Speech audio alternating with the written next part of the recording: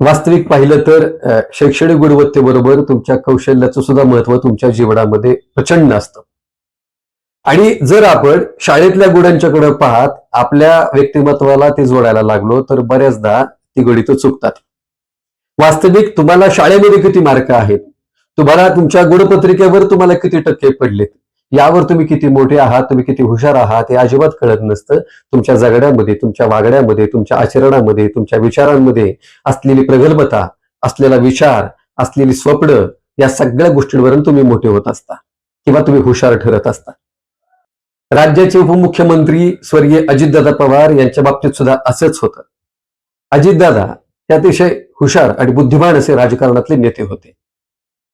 खरं तर आपण 10वी नापास होतो, 12वी नापास होतो, 10वीला कमी मार्क पडतात, आपल्याला 12वीला कमी मार्क पडतात, एखाद्या परीक्षेमध्ये कमी मार्क पडतात, त्यावेळेला आपण बऱ्याचदा निराश होतो.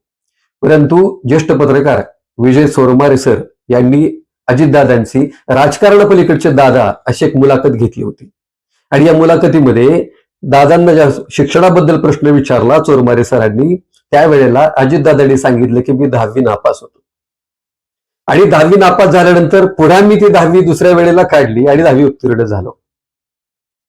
लक्षात घ्या की 10वी नापास झाल्यानंतर सुद्धा पुढे राजकारणात प्रचंड असं यश मिळवणारे अजितदादा राज्याचा अर्थसंकल्प मांडणारे एक अतिशय हुशार आणि बुद्धिमान नेते ठरले.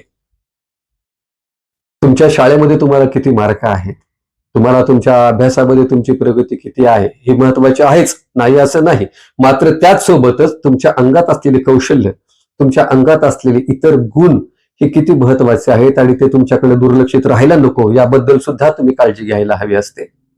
बऱ्याचदा असं होतं की एखादा मुलगा शाळेमध्ये कमी हुशार असतो, त्याला शाळेतल्या परीक्षांमध्ये अनेकदा कमी गुण पडतात. मात्र तो इतर क्षेत्रामध्ये ज्या वेळेला पाऊल ठेवतो त्यावेळेला त्याच्या इतर क्षमता त्याला लक्षात यायला लागतात आणि त्या क्षमतांच्या जीवावर तो मोठा होत राहतो. प्रत्येकाने शाळेतल्या प्रगतीबरोबरच स्वतःमधल्या इतर क्षमतांचा सुद्धा आवाका निश्चितपणेच आजमावायला हवा असतो. आणि तो जर आवाका तुमच्या लक्षात आला की मग तुम्ही एखाद्या परीक्षेमध्ये जरी फेल झालात, एखाद्या परीक्षेमध्ये जरी तुम्ही अनुत्तीर्ण झालात तरी सुद्धा तुम्हाला समोर असणाऱ्या यशाच्या वाटा ह्या संपलेल्या नसतात. अजितदादा पवार हे याचं उत्तम उदाहरण आहे. आणि म्हणून चोरमारे सरांनी घेतलेल्या मुलाखतीमध्ये दादांनी जो मी नापास कसा झालो याचा जो प्रसंग सांगितलाय तो प्रसंग सुद्धा खूप महत्वाचा आहे. आमचं शिक्षण बारामतीमध्ये झालं. 10वीला मी मराठीत इकडं मुंबईला आलो. विल्सन कॉलेज विल्सन हायस्कूलला गिरगावमध्ये माझी ॲडमिशन घेण्यात आली. परंतु दुर्दैवाने 10वीमध्ये मी फेल झालो, एक विषय माझा राहिला. त्याच्यानंतर मी पुन्हा मग 10वीला मुंबईला कसं काय गाठलं? साहेब इथं होते, सुप्रिया इथं होती, तर आजी म्हणजे काका काकी म्हणाले अजितला आम्ही घेऊन जातो आणि त्यांनी आणलं किंवा आजी म्हणलेले असतील मला माहीत नाही. मला सांगितलं की आता तुला तिकडे मुंबईला जायचं. आलो, परंतु मला ते सगळी मुंबई काही मानवली नाही आणि माझं ते अपयश झालं. आणि मग पुन्हा मला एक विषय माझा राहिल्यामुळं जावं लागलं. मग नंतर तो विषय मी पुढच्या वर्षी दिला. मग दिल्यानंतर माझं मन बाबा आपली बरोबरची बॅच पुढं निघून गेली.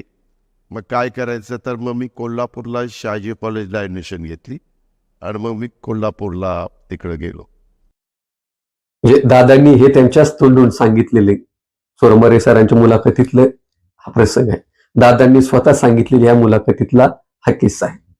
याचा अर्थ आहे की खरं तर मी सगळ्याला असं आवाहन करेन की पास नापास हे जरी जीवनामध्ये महत्वाचं असलं तरी सुद्धा यश सुद्धा महत्वाचं असतं. एखादा नापास झालेला विद्यार्थी सुद्धा यशस्वी उद्योजक होऊ शकतो. एखादा नापास झालेला विद्यार्थी सुद्धा उत्तम लेखक होऊ शकतो. एखादा नापास झालेला विद्यार्थी सुद्धा पुढे प्रयत्नानं तो पुढे त्याच्यातल्या क्षमता पारखून अनेक वेगवेगळ्या क्षेत्रामध्ये यश मिळवू शकतो.